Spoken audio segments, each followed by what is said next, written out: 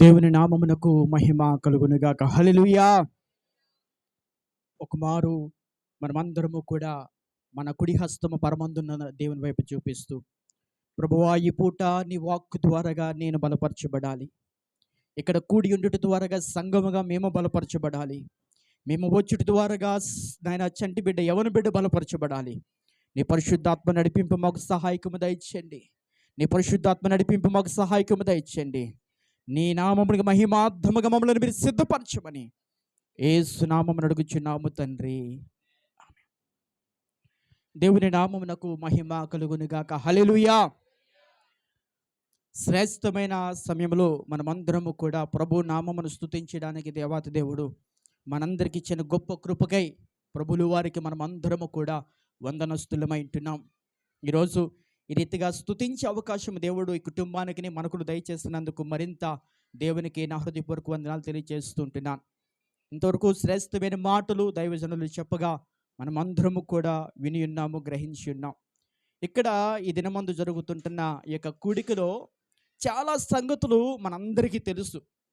ఎందు నిమిత్తం ఏర్పాటు చేయబడిందో, ఈ కూడిక యొక్క ఆంతర్యం ఏమయ్యిందో, దాని ముగింపు ఏమయ్యున్నదో మనందరికీ తెలుసు. అయితే తెలియవలసిందల్లా ఎవరికంటే కనుక యవన బిడ్డకు తెలియాల్సి ఉంది.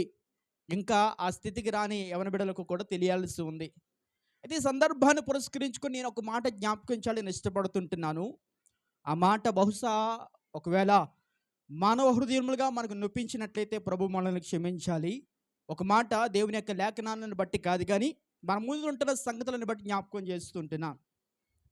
దేవుని ముంగటకు వెళ్ళేటప్పుడు కొన్ని అనుభవాలతో మనము దేవుని పాదాల చెంతకు వెళ్ళవలసిన వారం ఏంటున్నాం.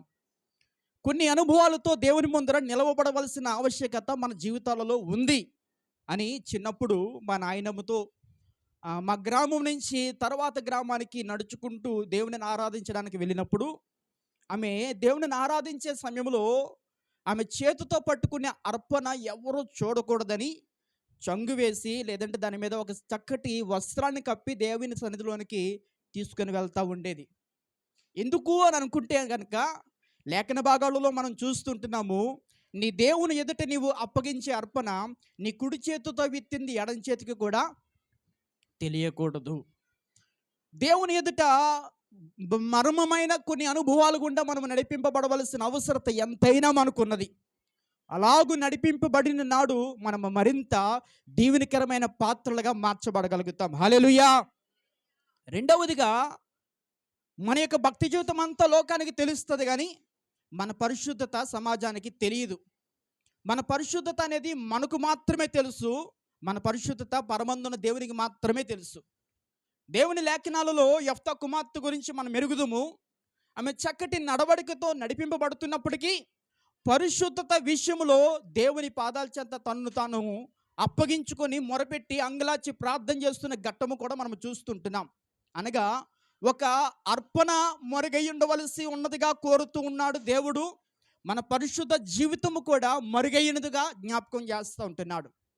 ఇక మూడవదిగా, ఇప్పుడు మనం చేస్తుంటున్న ఈ యొక్క కార్యక్రమము, దానిని మన లోక భాషలో స్త్రీ ధర్మము అంటారు. ఇది కూడా మరుగై ఉండాలని దేవుడు ఆశిస్తూ ఉంటున్నాడు. దేవుడు ఎందుకు చెప్పాడో, కానీ అది మన మంచి కోరికే చెప్పాడు. దేవుడు ఏమాత్రము వెనుక ఆలోచన చేయకుండా ముందు మాట విడిచిపెట్టేవాడు కాదు. మనకు తెలుసు, మన పొలంలో ఉంటున్న విత్తనము అది భూమిలో దాచబడినప్పుడే శ్రేష్టమైన ఫలాలు చూడగలుగుతాం. అది దాచబడకపోతే లేఖనాలు జ్ఞాపకం చేస్తున్నాయి, అవి ఎత్తుకుపోయే ప్రమాదము, నష్టపోయే ప్రమాదము ఉంది.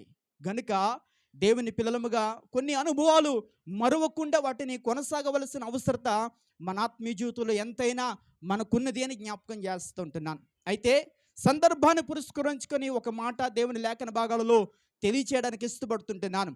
సంఖ్యాకాండము 6వ అధ్యాయం 8వ వచన భాగంలో ఈ మాట వ్రాయబడుతూ ఉంది. సంఖ్యాకాండము 6వ అధ్యాయం 8వ వచన భాగంలో చదవండి. అతడు ప్రత్యేకముగా ఉండిన దినములన్నీయు అతడు యెహోవాకు ప్రతిష్ఠితుడిగా ఉండును. ఈరోజు ఆ మాటను ఈ కుమార్తెకు ఆధారం చేసుకొని జ్ఞాపకం చేస్తూ ఉంటున్నాను. ఈ దినము నుండి ఈ కుమార్తె కూడా ప్రత్యేకమైన జీవితంలోనికి ప్రవేశించడానికి దేవుడు కృప చూపించాడు. హల్లెలూయా.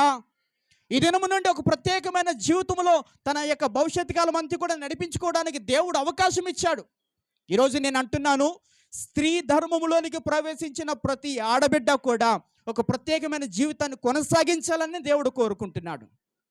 అలాగున ఆ వాక్యాన్ని ఆధారం చేసుకుని మనం జ్ఞాపకం చేసుకున్నట్లయితే కనుక, అతడు ప్రత్యేకించిన దినములన్నీ కూడా యెహోవాకు ప్రతిష్ఠితుడు. ఈరోజు నేను అంటాను, ఇక్కడ కూడి ఉంటున్న యవన బిడ్డ ఏ స్థితిలోనికి ఈ పూట తీసుకుని రాబడింది అంటే కనుక, బాల్య దశలో నుండి యవన దశలోనికి మాత్రమే కాదు, ఈ దినము మొదలుకొని దేవుడి రాకడ పర్యంతము వరకు దేవునికి ఒక ప్రతిష్టార్పణగా తీసుకురాబడడానికి దేవుడు కృప చూపించాడు. హల్లెలూయా, హల్లెలూయా. ఈరోజు నేను అంటున్నాను, దేవుడు మనలను ఏ స్థితిలో ఉండాలని కోరుకొని ఈ అవకాశం ఇచ్చాడంటే గనక, ఆయన కొరకు ఒక ప్రతిష్ఠితమైన అనుభవాల్లో మన ఆత్మీయ జీవితం కొనసాగించుకోవడానికి. ఈ ప్రతిష్ఠిత అనుభవాలు దేవుడు మనకి ఎందుకు ఇచ్చాడు, దేవుడు మనకు మన జీవితంలో ఎందుకు కలిగి ఉండాలని కోరుకుంటున్నాడు అని అడిగితే కనుక, మన చుట్టూతో ఉంటున్న పరిస్థితులన్నీ కూడా ఎంతో భయంకరమైనవి గనుక, మన చుట్టూతో ఉంటున్న పరిణామాలన్నీ కూడా మనము ఊహించే విధమైనవి కావు గనుక, మన చుట్టూతో ఉంటున్న సంగతులు ఏవి కూడా మనకు అర్థం కావు గనుక, వాటన్నిటినీ కూడా జయించాలంటే, ఆ పరిణామాలన్నింటినీ కూడా గెలవాలంటే, ఆ పరిస్థితులన్నింటినీ కూడా అధిగమించాలంటే గనక మనలో దేవుని కొరకు ప్రతిష్ఠింపబడిన అనుభవము కలిగి ముందుకు కొనసాగుతూ ఉండాలి. హల్లెలూయా, హల్లెలూయా. చెప్పనా సఖ్యము కాని సంగతులు కాదు, కానీ మనకు తెలిసిన వృత్తాంతంలో మరొక మారు నెమరు వేస్తుంటున్నాను. దేశం కాని దేశంలోనికి ప్రయాణమై వస్తూ జీవనోపాధి కోసం ఊరి చివర డేరా వేసుకొని బ్రతుకుతుంటున్న ఒబేదెదోము కుటుంబము మనం ఎరుగుదుము. ఫిలిస్తీన్ల వంశానికి చెందినవాడైనప్పటికీ, ఫిలిస్తీన్ల దేశానికి చెందినవాడైనప్పటికీ, దేశం కాని దేశం వచ్చి పొట్టకూటి కోసం గ్రామంలో పట్టణంలో ఏదో ఒక పని చేస్తూ డేరా మధ్యలో జీవిస్తుంటున్న అనుభవము ఒబేదెదోముకుంది. అయితే ఒకరోజు తన ఇంటిలోనికి మందసము తీసుకుని వచ్చిన పిమ్మట, నా దేవునికి అనగా ఈ తీసుకుని రాబడిన మందసము అనుగ్రహించిన దేవునికి నేనుగా ఉండడానికి వీలు లేదు. ఈ పూట నుండి నేను ప్రతిష్ఠింపబడిన వ్యక్తిగా ఉండాలి. ఈ పూట నుండి నా కుటుంబం ప్రతిష్ఠింపబడిన వ్యక్తులుగా మార్చబడాలి. ఈ పూట నుండి నా బిడ్డలు ప్రతిష్ఠింపబడిన వారిగా జీవించాలని వారు తలంచి ఆ ప్రతిష్ఠతలోనికి కుటుంబం అంతయు తీసుకుని రాబడినప్పుడు, ఎక్కడైతే కరువు చేత నింపబడుతూ ఉన్నారో, ఎక్కడైతే లేమి చేత నడిపింపబడుతుంటున్నారో, ఎక్కడైతే ఏమీ అవకాశం లేని, బ్రతకడానికి అవకాశం లేని బ్రతుకు తెరువు కోసం జీవిస్తూ ఉంటున్నారో, అక్కడే రాజులు అసూయ చెందినట్లుగా దీవించబడడానికి దేవుడు కృప చూపించాడు. ఈ పూట నేను జ్ఞాపకం చేస్తుంటున్నాను, ఈ బిడ్డను దేవుడు కోరుతూ ఉన్నాడు ప్రతిష్ఠిత అనుభవంలోనికి రావాలని. ఈరోజు ఈ బిడ్డ ద్వారా దేవుడు కుటుంబంలో ఒక ఆశను కలిగి ఉన్నాడు. ఈమె యొక్క ప్రతిష్ఠిత కుటుంబం అంతటిని కూడా ఆశీర్వాదంలోనికి నడిపించాలని. ఈరోజు భూమి మీద పుట్టిన ప్రతి ఒక్కరిని కూడా దేవుడు ప్రతిష్ఠితమైన జనాంగముగా చూడాలని ఆశిస్తూ ఉంటున్నాడు. సంసోను జీవితము మనం ఎరుగుతాము. అతడు బాల్యములోనే ప్రతిష్ఠితుడు. అతడు ఎదుగుతూ ఉంటుండగా దేవుని యొక్క సంకల్పం చొప్పున జీవించాలన్న వాంఛ పైనున్న దేవుడు భూమి మీద ఉంటున్న తల్లిదండ్రులు కలిగి జీవిస్తుంటున్న అనుభవాలు. ప్రతిష్ఠతలో నడిపింపబడుతున్నంత కాలము ఎక్కడ ఎన్నడూ ఓటమి ఎరగలేని జీవితాన్ని సంసోను జీవిస్తూ వచ్చాడు.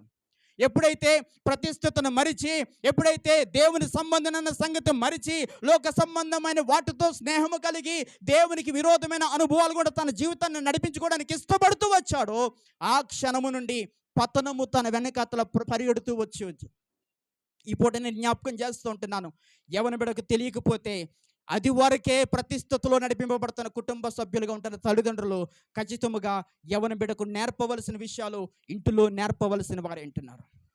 ఆ వాక్యం ఒకవేళ తెలియకపోతే, ఆ సంగతులు అర్థం కాకపోతే, దేవుని పాదాల చెంత మొరపెట్టిన నాడు దేవుడు మన బిడ్డలను ఎలాగూ నడిపించాలో నేర్పించేవాడిగా కనిపిస్తుంటున్నాడు. ఈరోజు ఒక మాట చెప్పి నేను ముగిస్తుంటున్నాను. దేవుని నామమునికి మహిమార్థముగా ఉండాలని దేవుడు మనందరి పట్ల ఆశ కలిగి ఉన్నాడు. అయితే ఎంతమంది ఆ స్థితిని కలుగుతున్నారు, ఎంతమంది అనుభవాలను కొనసాగించగలుగుతుంటున్నారు? ఒక మాట చెప్పి నేను ముగిస్తాను. ఈ భూమి మీద ఉంటున్న ప్రతి పూల చెట్టులో ఉంటున్న ప్రతి పువ్వు కూడా దేవుని పాదాల చెంతకు ప్రతిష్ఠితమైనదిగా చేర్చబడదు. తోటలో ఉన్న ప్రతి పుష్పము కూడా దేవుని మెడలో అలంకరింపబడిన మహిమార్థమైన ఒక దండగా మార్చబడదు. ఏవి మార్చబడతాయి అంటే ప్రతిష్ఠింపబడినవి మాత్రమే మార్చబడతాయి. ఈరోజు అటువంటి ప్రతిష్టతలో నా దేవుడు ఉండాలని దేవుడు ఈ బిడ్డకు గొప్ప కృప చూపించాడు. ఆ దైవాలోచన తల్లిదండ్రులుగా మనమును, సంఘముగా ఉంటున్న మనమందరమును కొనసాగించే వారుగా ఉండాలని ప్రేమతో ఈ మాటలు జ్ఞాపకం చేస్తూ దేవుడు ఈ మాటలు మన వీటిలో దీవించును గాక. ఆమేన్.